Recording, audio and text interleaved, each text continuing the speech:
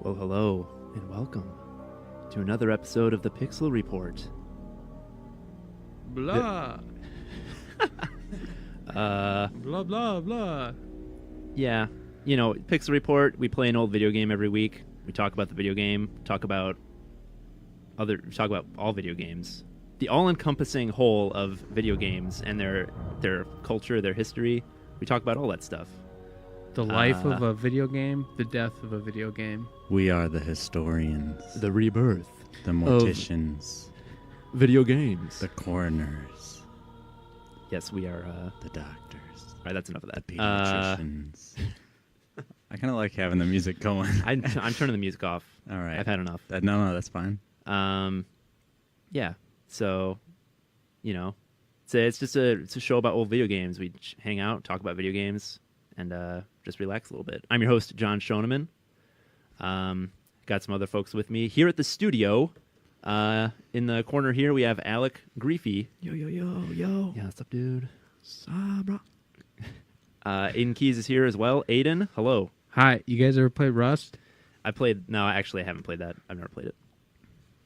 No. Great. Yeah, Eric Kirsting is here too. Yep, that's me. We didn't bring all the parts for Eric's mic stand, so he's just holding on to a boom handle.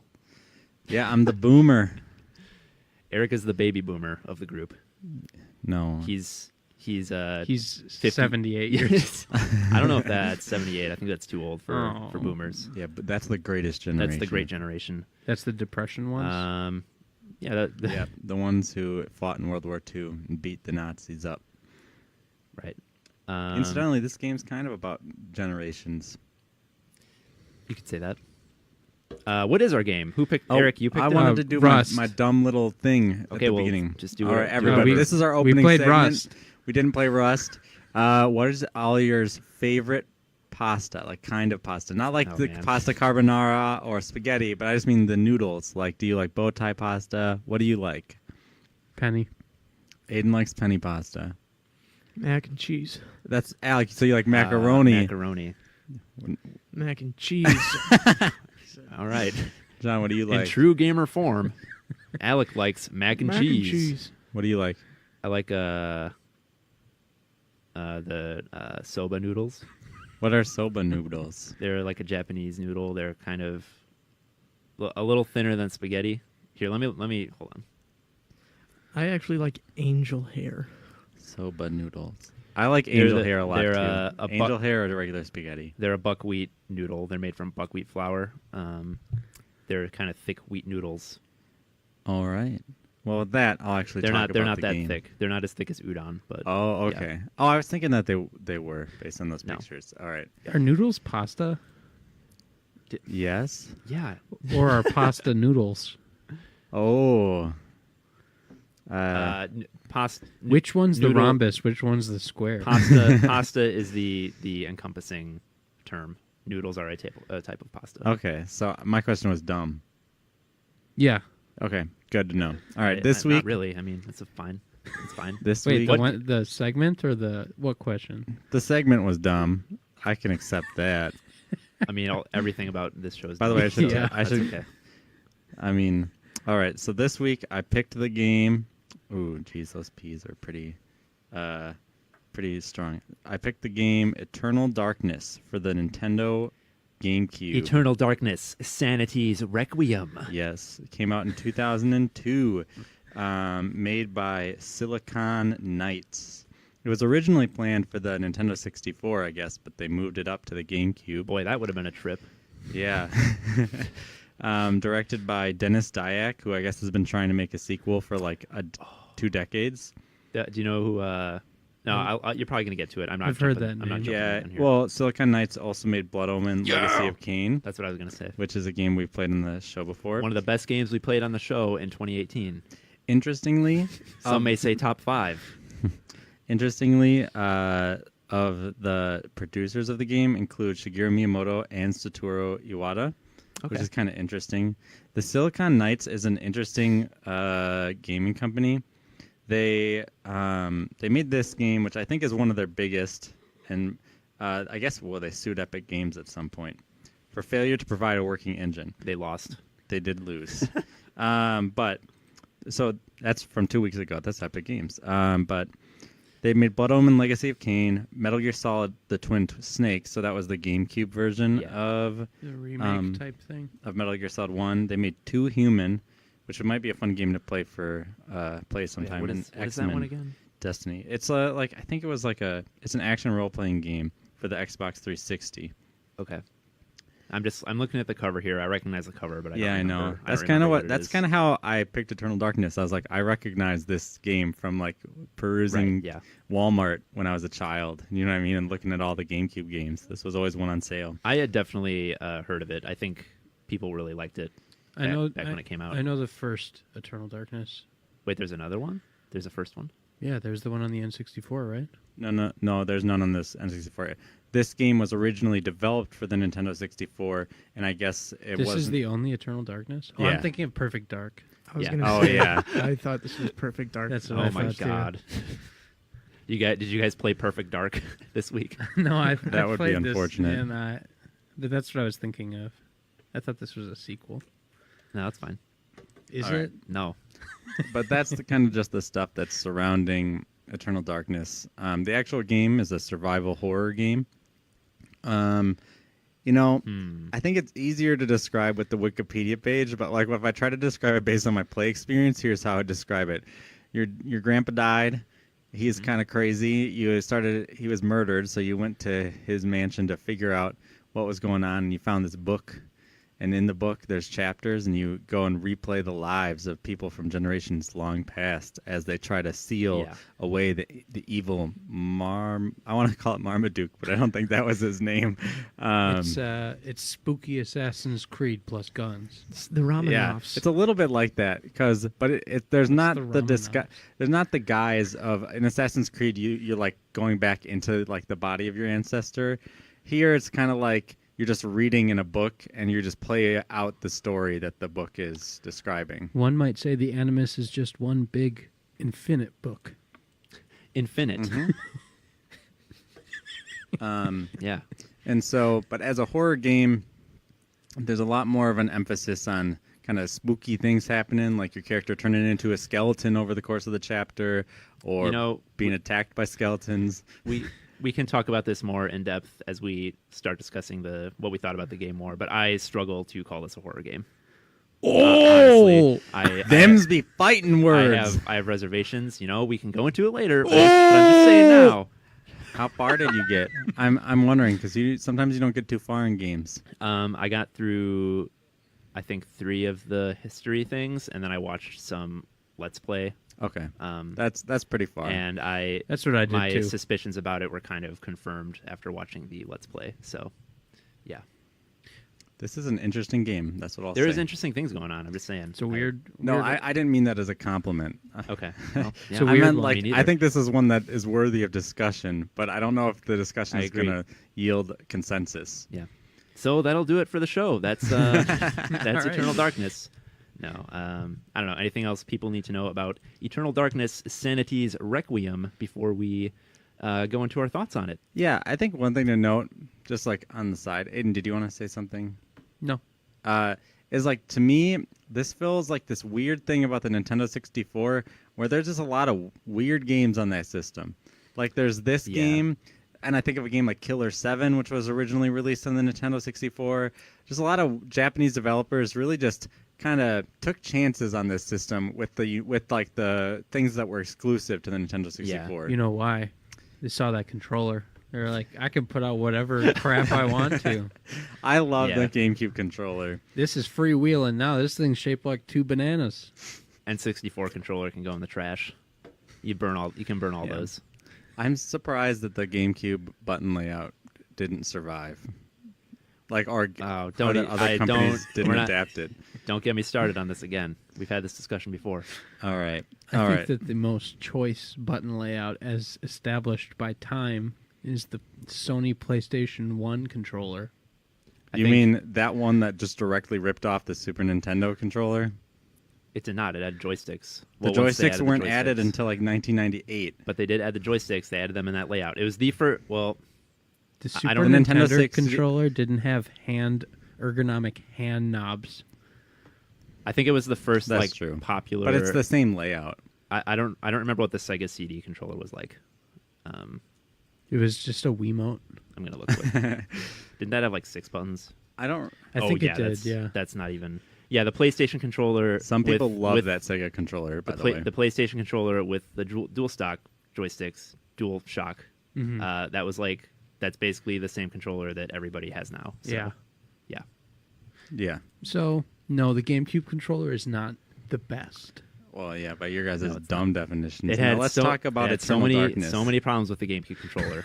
Those the C stick, it's not a good joystick. The triggers are bad. Alec? The Z button is I terrible. want to hear what Alec has to say. I'm warming up to the single Joy-Con, and I think that's going to the single Joy-Con. I think that's gonna change the playing field of controllers in the near future. Okay. All right, enough controller discussion. So like 3-inch by 1-inch. Single Joy-Con is that's not In the that's not a- future, we will all have baby hands. Yeah. Eternal Darkness, Sanity's Requiem. Sanity's Requiem. What do you guys think? It's a game. It's Ooh, I thought it was gonna be so epic starting out. It was like I was watching a movie, like the beginning of a movie, and then it throws you right into the action. You're fighting some zombos. you're shooting them with a you shotgun. got a shotgun. You're playing some chick. Yeah, Shooting them in the chest. it's like, oh, this game rocks, and then it slowed down right away. I Yeah, don't- and then it's like actually watching a movie. I don't understand what that intro sequence was. Like Dream.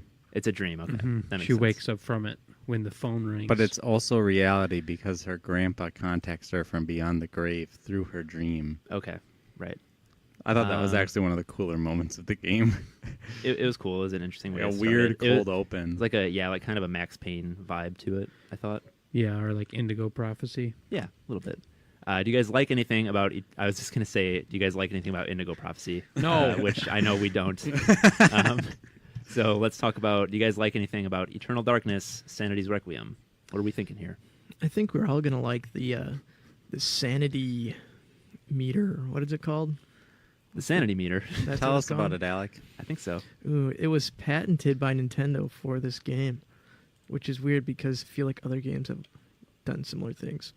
But it's like your character has a sanity level, a little meter that changes when like you're fighting enemies and stuff, and it affects the gameplay. Like it just has like visual effects. Yeah, you'll like hear sounds. Yeah, You and hear, it like, simulates knocking. you like going insane from the horror. Yeah. Which was appropriated for Amnesia Dark Descent. Mm. Yeah. I don't remember that in Amnesia. Really?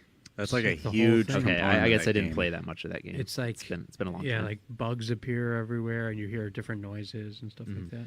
It's Yeah, it's that's the cool. coolest when like games do that and they break the fourth wall and they Mhm. like play with like actual like TV settings and stuff. Like you think that your TV is like shutting off or something, but Yeah. it's really just a game. And then it's like you gotta take the controller out of port 1 and put it in port 2. Yeah. I love when games do that. Yeah, That's awesome. that's cool. And like, if you get too insane, like there's some points where you'll get like a blue screen of death, like that'll just show up, and you press a key, and then you're back in the game. Like, Insane in the membrane. That's cool. It's cool because like only the video game medium can pull off that effect, you know. No. Oh, Movies could do it too. yeah, some but movies not do. to no. Blair Witch Project. Video games are the best medium for horror. Everybody knows it. Yeah. Another thing about the sanity meter that's cool. I just like the whole the angles get canted as you're kind of walking around. That's awesome. That to me, that was that's the prime thing that starts to happen as it gets lower, as this slowly just starts turning, and the whole world just becomes kind of warped. And I kind of liked that, though it didn't scare me too much. It kind of was just a little too silly to scare me. Yeah, I think that mechanic is a really good idea for a horror game. However, I mean, this is just it's subjective. I just didn't think this game was scary at all. It was not what I was expecting at all. I think that once Um, you inhabit the body of a centurion, you kind of it's an action game. I thought, yeah, so you start off in this mansion. You're kind of exploring this creepy, very well rendered mansion, just kind of looking around. And I'm like, I like this. This is just kind of a good traditional style horror game. I'm enjoying this. And then you go into that, you find that book. Your The grandpa's Animus. study. Yeah, you find that book in the grandpa's study. You go back in time, and then just like I'm not really enjoying this. I'm not really enjoying like killing all these zombies as this like warrior guy or whatever. But maybe it's just like a one-time thing. Nope, that's the whole game. The whole game is like going back in time and playing as these different characters. Yeah. And to me, like I was expecting just kind of a horror game, and what it was more of a like adventure game with bad combat and like really obtuse puzzles. Yeah, I think that as an action game, it could work if it felt good to play in those situations. Like the idea of like an action game where you switch constantly between timelines and stuff like that could be pretty neat.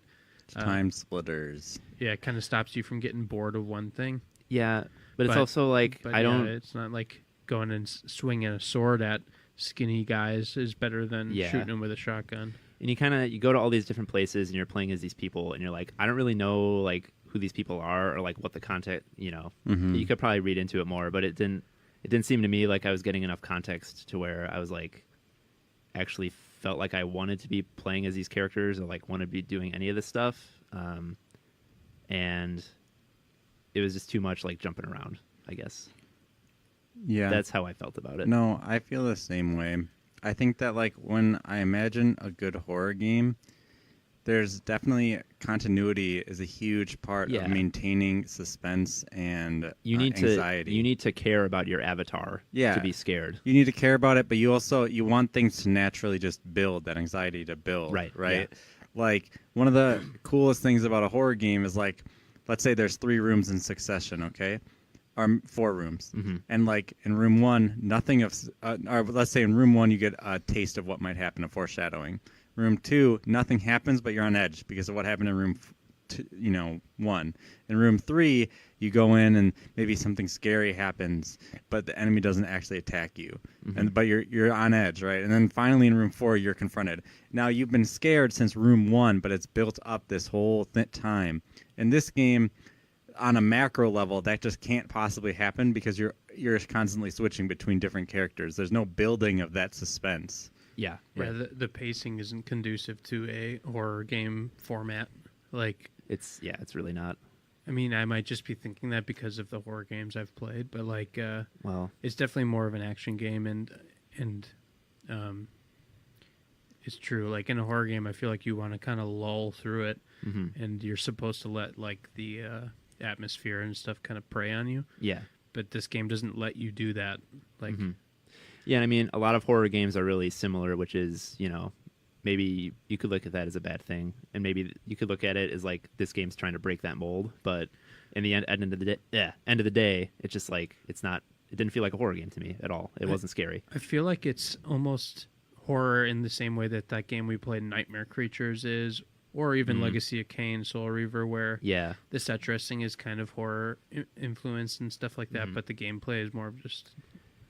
And I think the like insanity mechanic like tries to make it a little deeper, but a little more tense. Again, like I don't really care if this person is going insane if I'm like hardly ever playing as them, if I'm like always playing as other people. And I guess, when you're playing as those other people, you have it too, but it's I don't know. We've definitely gotten way off of that original question of what we liked about the game. It happens. Yeah, there's a few things that I liked about it. What I'd say to kind of talk about what I like about the game is that, yes, this is not a survival horror game, at least in the traditional video gamey sense, which is usually you're following a character around and they're exploring. Like, what's weird is because the setup is so close, right? Like, you're in a creepy mansion. You think, I'm just going to explore this mansion. That'll be the whole game. But then it's not. Yeah. But I think that, to me, the way this game played and the way like it went forward and the way that like the sanity mechanic worked, I think all of that made it a very unique experience that was worth having. And I thought that one of the things I really liked about this game is just, I don't think it built that survival horror atmosphere, but it built a very unique atmosphere where I was very intrigued by it. Was more of a mystery to me, like not like a murder mystery, Like, it wasn't a suspense or a horror. It wasn't trying to scare me, or at least it didn't feel like that. It felt more like I was building this mystery of who are these ancient gods? Yeah. Who is this? I'm going to keep calling him Marmaduke, like weird guy with like gigantic mouth that takes up a whole room, and he's got eyes all over it and the fleshy. Like, it was more of like, I'm really intrigued by whatever's going on here. Yeah. I'm not scared of it. But then, to me, the insanity mechanic worked in the same way, where it's like, it didn't make me scared, but I was kind of like going through the game like, this is cool. Like, I'm jiving with this. Yeah. And so to me, that was my experience of playing the game. It just felt cool to go through all these different narrative things repeatedly, though it felt like maybe a false billing because it wasn't scary. Yeah.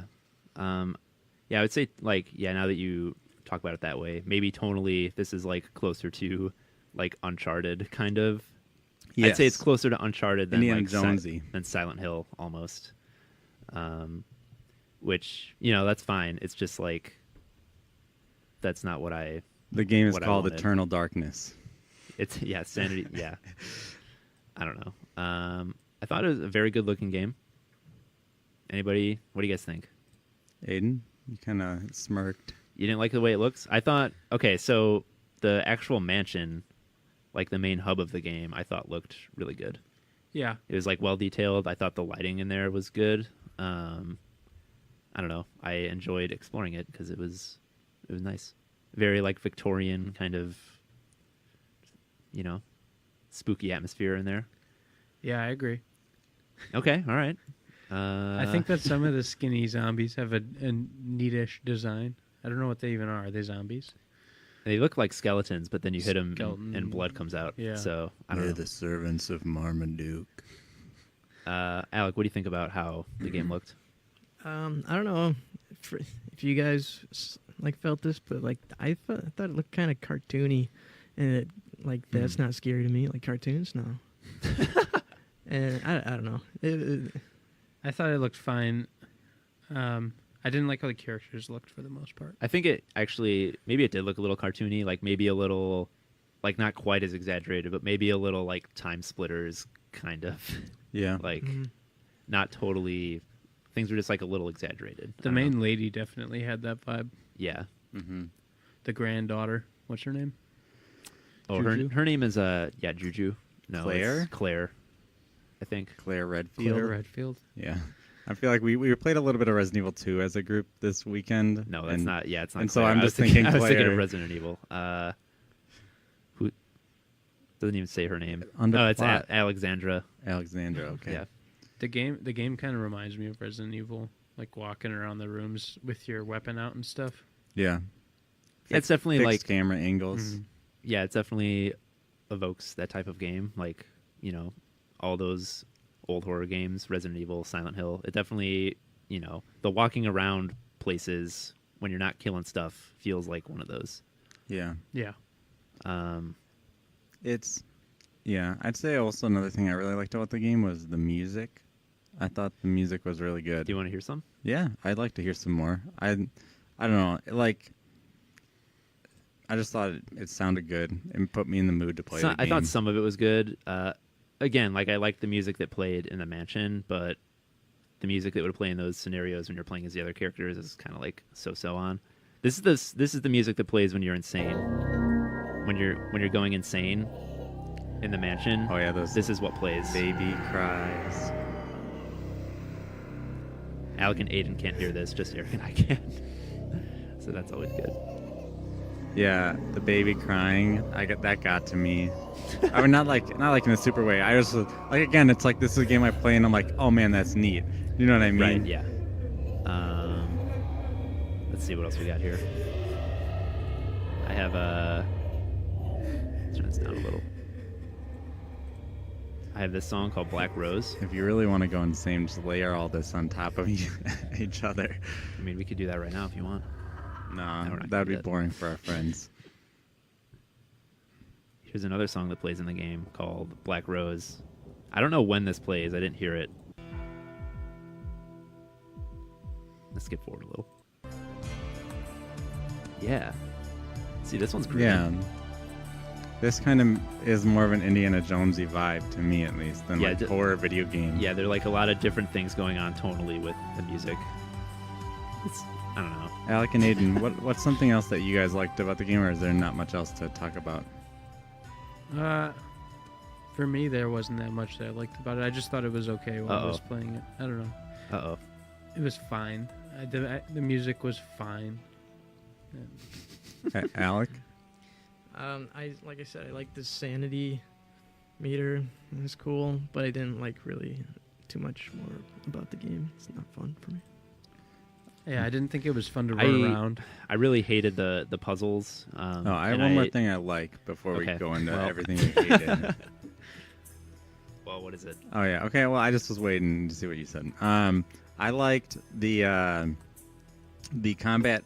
Part of the combat was, like, you could focus down and, like, knock off an enemy's head and then knock off their arms. I didn't. What I'll say is that it didn't really matter in, like, the rooms where there's just one easy enemy, but when there was, like, a difficult enemy in the room, it kind of felt cool to knock off his head, then he'd wander around, like, and he wasn't really much of a threat anymore. I thought that was kind of just, like, that was a detail they didn't have to put in the game, but I thought that it served the game's purpose as well. Yeah, it just didn't feel, like, super necessary a lot of the time, and I didn't like that when you're, like, targeting their limbs, you can't move. And that just made it, like, really cumbersome to even do it. So, one last thing, this game is like a slow burn because it's like really slow. Because like you're supposed to get like spells and stuff later on, and like you're supposed to use those to kill enemies, and they get way harder, and the insanity thing gets way more prominent. But for like me, for my 2 hours of playing through this, like I barely got to the point where like I could start casting spells on stuff. Yeah, it's definitely a slow burn. All right, now we're going to talk about what we didn't like about it, because I didn't really like this game that much. Like I said, the puzzles, like, it's not necessarily the puzzles, it's just like figuring out where you need to go. Like, you have these keys in your inventory, right? And then, so after the first time when you go back in time, it just kind of like puts you back into the mansion, and you're not really sure like where to go. So I just like start exploring the mansion, right? And you have a key for the second floor, so you go up to the second floor to use the key. The key breaks, which is like, okay, great. So where do I go now? So I go downstairs. I find a door with like an opening to put a sword in. So like, oh, well, I got a sword before. I'll put my sword in here, and that doesn't work. You need like a different sword.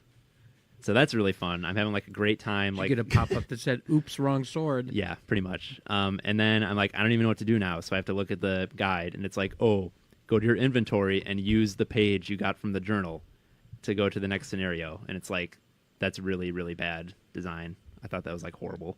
Yeah. Memories of obtuse adventure game mechanics. Yeah. Not only am I like not in this mansion anymore, which is like where I want to be, I want to keep exploring the mansion, I have to like go to my inventory and use a page to like go to another one of those scenarios that I don't really want to do. And that's when I've started feeling like I don't think I like this game at all.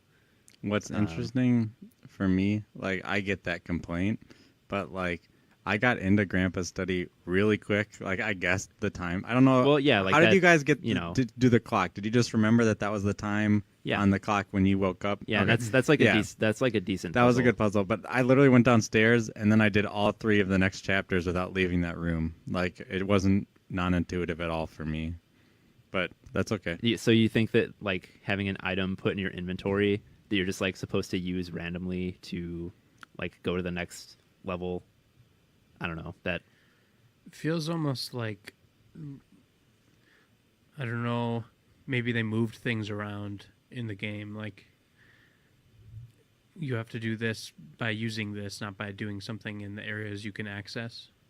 Does that make sense? Like, yeah. I just feel like I explored everywhere on the first floor and I didn't find anything. So I don't know. I feel like Resident Evil did something similar where there was puzzle aspects to your inventory screen. Yeah. Where like you had to examine items, and like even I've been playing the new Resident Evil 2, and that's a big part of like solving puzzles is examining the items, and I would have never ever thought to do that. Yeah. I mean there's a difference between like like you have different key, like you look at your inventory, you have keys in there. You have a key that says second floor on it. So like intuitively, you're like, I'll use this on the second floor, and then it just like breaks. Yeah, that's bad. That's bad design. And then it's like, well, I don't know what to do now. Like I have. There are other things too that you just have to use once you get them, like. That wasn't there an urn that you had to do that with? Yeah, you use it, then it breaks. You pick it up, and then you're supposed to just use it. Like, yeah. Mm-hmm.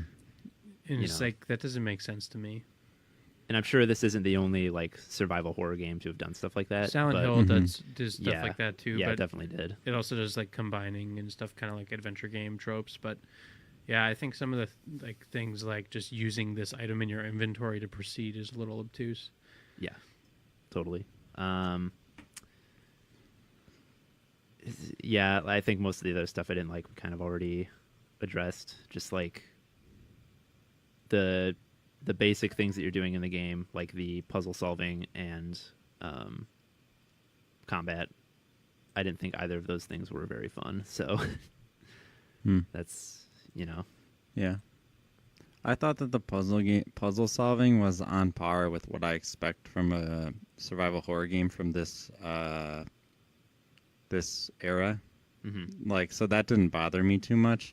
One of the things that bothered me was like two of the things that I really didn't like were, one, I think the character development was just atrocious, and like the story very often didn't really make much sense. Like it'd be like, I'm suddenly this other character. Okay, I'm fine if you want to be crazy and like give me lots of different characters, but you have to like explain to me what their motivations are, and like the world that's constructed around these characters doesn't make sense. Like, did you guys do Kareem's story?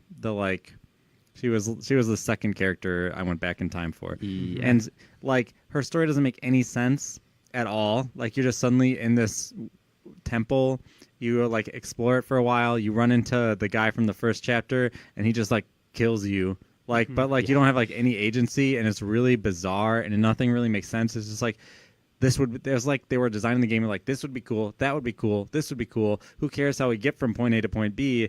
It's cool if we just shoved all these things together. And so that really, really, I thought was just lackluster. And that was how every single chapter I played through was. It was like, you're suddenly this character, and nothing is really making sense, but you're just supposed to follow the linear level design. And I thought that was a bummer. And then yeah, I don't think it didn't feel like very focused. Yeah, like you said, it's just like a bunch of different ideas, and yeah, I don't know. Yeah, another thing I didn't like is like pretty lackluster level design. Like, when I want to play a good survival horror game from this era, like if I'm imagining this inventory management stuff, I'm imagining like a semi-open kind of level, right? Where like I'm kind of exploring it, and like there's different ways to get to each thing, and there's shortcuts and all this stuff, right? But in the level design in this game, it's literally like just straight hallways everywhere. Yeah, totally. Well, especially in those, like when you go back in time, yeah, those sequences especially are there. Extremely linear. And yeah, just yeah. And so like, but then this is like a really specific complaint, but I think it sums up a lot of the problems with the level design, or like the ideas implemented in this game. There's a point where you fall down a shaft, and your sword, right after picking up a load gun, and your sword breaks. This is a cool survival horror moment. Your sword is gone. That's what you've been using. Now you got this crummy blowgun, and you're gonna have to use that, right? Mm-hmm. That's a cool That's like something survival horror games do often. What happens right when you fall down the shaft? You kill 2 zombies. There's a guy who repairs your sword for you. Why did my sword break? Like, it was pointless. Yeah. And so like that's just an example of how this game just shoots itself in the foot very often. Yeah. Like, just when it gets going, it just cuts itself off, and it's pretty annoying. Yeah, definitely. Yeah, that's super annoying. I have a question I want to ask you guys. Okay, so there aren't that many horror games on the GameCube, right? There was a lot of remakes, but there's like, it's pretty much just like Resident Evil. There's like some Resident Evil games. Yeah, Resident Evil 0, Resident Evil, the 2 remakes, and then there's Resident Evil 4. So I was just trying to think of like what's the best horror game on the GameCube, and RE4. Yeah, I guess it's RE4. Like, I have reservations about even saying that, because that game's like such an action game.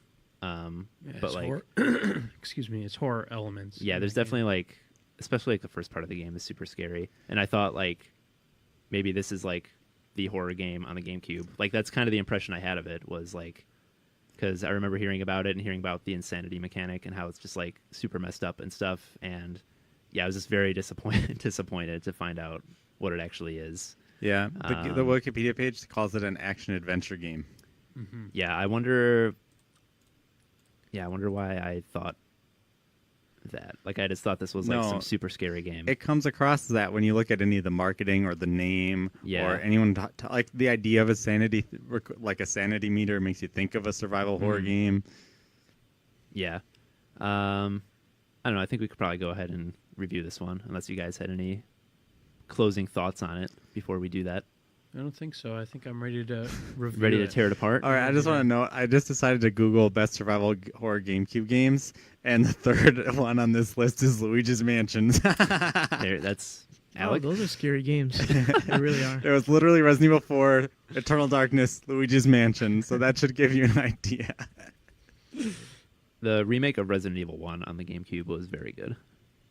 Yeah, and there's a remake of... there was Resident Evil 0 on the GameCube. I don't know, is that a remake, or is that just... No, that's like its own thing? New story thing, I think. There's Monster House. What's that? This doesn't look scary. All right, do we want to... All right, here, I got my review up from IGN. Okay.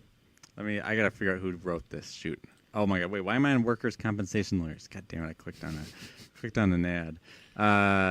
All right, I'm just going to scroll up. Who wrote... Oh, my gosh, this is a really long review. This is back when IGN maybe had a little bit more journalistic integrity. No, they're just a rag. Well, I can't... No, they're more journalistically integrative now. Matt Casamasina. Okay. On June 24th, 2002, wrote this review. He really liked the game. And now I'm scrolling all the way back down to the bottom because I just want to read his concluding paragraphs. But there's something every gamer should know going in. Eternal Darkness doesn't offer an immediate payoff. Players will have to invest into the adventure, play, expand, build, learn the magics, figure out the story, and really advance to reap the full treasures this title has to offer, which, to be fair, isn't how we play games. And don't get me wrong, the treasures are grand, beautiful, and to behold. Simply put, an amazing achievement that should not be overlooked. Wow. Games do not come any better than this. The greatest insanity of all would be to avoid playing it. You know what needs to be done. Buy. Do not hesitate. Go now. And then, which is very funny. That was like evoking the actual language of the game. He did give it a score. Is that what you're going to Did you like the game? Yeah, he gave it a 9.6. Amazing. GameSpot gave it a 9.4. People really liked this game when it came out. And I legit think maybe it's like a game that picks up a lot more. Like, it's like a 20-hour game. So maybe like 15 hours in, but I don't want to play a game for 15 hours for it to be good. I think if, like, from the Let's Play that I watched, it looks like it just keeps on going with, you're, like, going to these back-in-time sequences, and I am not feeling that at all. So I can't imagine for me that it would pick up at all, but I don't know. To be fair, I think this title it might feel more unique in 2002 than it does now. Yeah, I think so, too. I thought it was a disappointment. I didn't think it was, maybe my expectations weren't really, super in line. But I just, aside from the fact that it wasn't scary, it wasn't a horror game, I just didn't really think the main elements of it were enjoyable at all. So I'd give it a 4.2 out of 10. What do you guys think? I liked the cool, just another game. It was a cool gimmick, but that didn't save it from very mediocre gameplay and character design and pretty much the whole. It didn't hit any high notes really. So it's another disappointing 2 out of 5. Another game. It hasn't been a good game in a long time. This game we had a ton of good games at the end of last year. Yeah. We had Cubivore and we had all this good stuff. Chibi Robo was. I mean, that's not really. Anyways, go ahead, Aiden. My score is 1 of 5. Wow. I hated playing this game. I don't like starting a game and then feeling like they wanted to make a movie and then having to play through their not movie game and then feel crappy while doing it. Yeah. That's probably my biggest issue with video games now and then. And this game is a huge proponent of that problem. Man just wants to play Pac-Man. Let him do Pac-Man. Give me something like that. I'd take Pac-Man over this. All right. That's for sure. Last but not least is dumb old Eric. 5 out of 5. No, I'm not going to give it a 5 out of 5. Eric's going to give it a 3 out of 5. I'm calling it now. I was, Eric? I actually was thinking about it a lot. If I was going to give it a 4 or a 3. 4? Oh. Yeah. All right. I know. Okay, so here's when I look at a game, especially when I rate old games, I'm looking for cool features because a lot of things age out. Like that's just a fact. Like a Nintendo 64 game, except for Super Mario 64 for some reason, all of them play a lot worse than games do now. Yeah. And so if I judge them by my standards of now, it doesn't work. And I'm not saying that's what you guys are doing. And so when that's I'm what I do. That's what I do. Yeah, so when I'm looking at Eternal Darkness, I'm looking at what is this game trying to do? Does it accomplish those things? I think it does. And I really think that like it introduces a lot of interesting, unique, creative mechanics, like the Sanity stuff. And like it feels like a pretty well thought out games in certain aspects with really cool features, but then across those features there's just no continuity or continuity. There's nothing really connecting them well. And so like it's a collection of good ideas but just with nothing really sticking to the wall. You know what I mean? Yeah. And so to me, that's a good for, a 3 chopped off zombie arms out of 5. And yes, you called it, but it's you had 20% chance if you guessed randomly anyways. Yeah. Well, that's Eternal Darkness, Sanity's Requiem. What are the other GameCube games we played?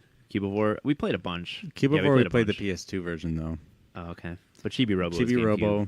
That was Mystic Heroes was a game. Oh, well, it's better than Mystic Heroes. That's for goddamn sure. No, it wasn't. The next Mystic Heroes was one of your favorite games that we played for this show last year. I cannot believe that. It's good. You better believe it because it was. I'm gonna go back and look and see what score you got. I know that we don't normally do this, but next time I pick a game, I think I might pick this pinball army simulator called Odama, and it's such a weird, kooky GameCube game. There's a lot of weird stuff on the GameCube. All right, I'm gonna pick a Geist for GameCube. That one looks weird. For GameCube, I'm gonna pick Super Mario Sunshine. There you go. That game's pretty good. Game? But John, do you got the news? Oh, I got the news. Oh, I forgot to get my intro song. For That's exactly how it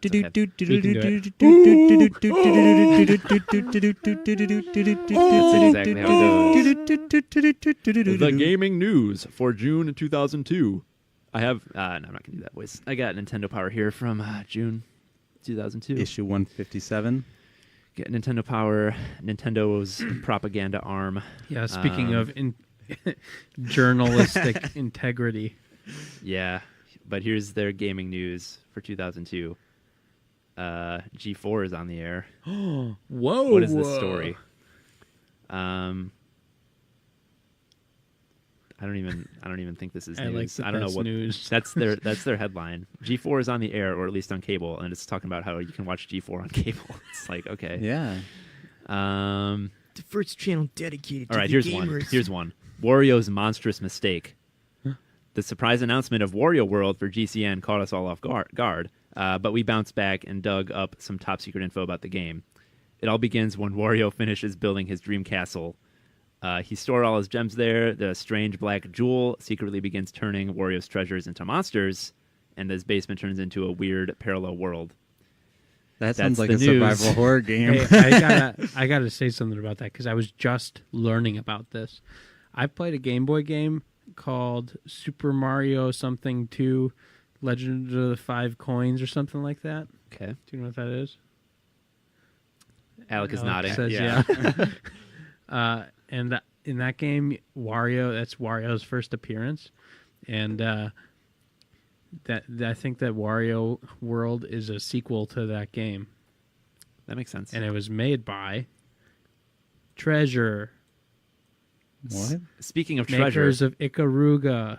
Oh wait, really? The Wario World game? Yeah. They made Odama too. Yeah. Speaking of treasure, here's a Game Boy Advance treasure for you. Disney's Treasure Planet. Soon be released on the Game Boy Advance. Do you guys remember that movie? I liked that. It didn't do well in theaters, though. I really wanted to watch it, and I never did. When I That was a kid. movie felt like a McDonald's toy. That's a good way to put it. But in the hit Game Boy Advance sci-fi adventure, you'll try solar surfing, and you'll explore 2 alien worlds as hero Jim Hawkins. You'll even find film clips from the movie. For the, on on your Game Boy. Hey man, I played some like Game Boy Lord of the Rings games recently for a stream, and they had they somehow got some footage from the movies on there. I don't know how they did it. We don't play enough portable games for the show. 2-inch by 2-inch game screen. Army Men, Sarge's Heroes coming to the GameCube. Or no, Sarge's War. It's going to be a third-person 3D combat game. Nobody saw it coming. Nobody saw that coming, that it was going to be a third-person 3D combat game. I like Sarge's Heroes because it spawned Portal Runner. Yeah. These news stories suck. They're just like, here's a game that's coming out. Animal Crossing on the Game Watch. Yeah. Worms Blast. Here's an ad for Rayman. John, go back just a couple of pages to there's a thing where readers submit questions. It's pretty neat. Okay, well look at that. Go to the first one. All right. I want to go back to Rayman quick. I remember getting Rayman on the GameCube, and I had a Nintendo 64, and I had a special Nintendo 64 controller that had a turbo button that if you press you toggle the switch, and it constantly holds the A button down for you. That's not a special controller. That's a third-party controller. Yeah. Eric, do you want to read this letter? And so I could be Rayman and constantly be throwing out those orbs, and That's I have pretty to even good. play the game. Yeah. All right. That's awesome. Yeah. So Nintendo Power asked its audience if they could be any video game character, who would they be? And I just want to read this one from Peter Costa in Wakefield, Massachusetts.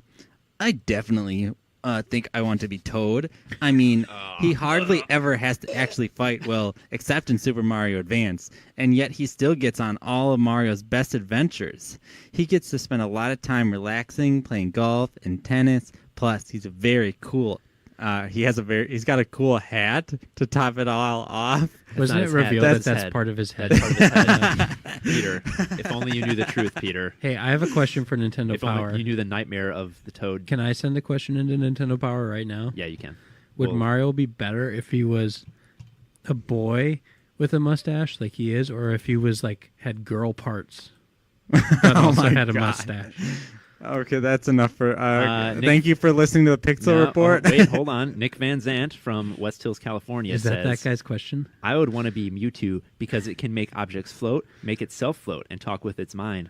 Not only that, it doesn't need its legs to walk, which would be a big help at Universal Studios and Disneyland.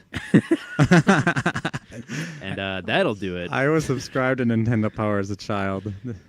Yeah, I think a lot of kids were. I wasn't, because I only read real news. Yeah, those kids getting their brain filled with total nonsense. Yeah. Propaganda nonsense. And now the Nintendo Power Reader comes and says the GameCube controller is the best controller. Big surprise. Yeah, big surprise. All right. Alec, did you have a subscription to Nintendo Power? He did. Yeah, I got a bunch of them because Eric Fonz had it and I wanted it too. I got Game Informer. I had what did I have? I had a couple different ones. I had a official Xbox magazine. I think I only got Game Informer from my friend Nick, and he would give them to me after he was finished reading them. Yeah, I had Game Pro and official Xbox magazine. I think those were the only two I did. But yeah, I think that's going to do it for the Pixel Report. Thank you guys for listening. Thanks everyone for listening. You guys talk for a sec. I need to get some music. My mother she works at the school library, and she used to bring back all the old magazines. So I would get Game Informers and all kinds of other dumb magazines. And yeah. And then she got rid of them. Would you get Cosmos? No. I have a question. Okay. Listeners, what did your mother do? Send an email. How about listeners, if you could be any video game school? character, which one would you be? Did your mother give you magazines? Wait, Send your answers to pixelreportmail@gmail.com. I would definitely be Glover if I could be any character. If I could be any character, I would definitely be Solid Snake. And that's going to do it for the Pixel Report. We'll be back next week with more of the hottest old video game takes. Stuff.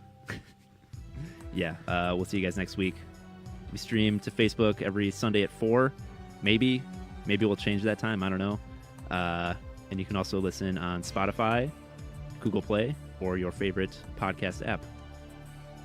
So yeah, we'll see. We'll see you guys. We'll talk to you guys next week. See you later. Thanks, guys, for being here. Bye. Bye.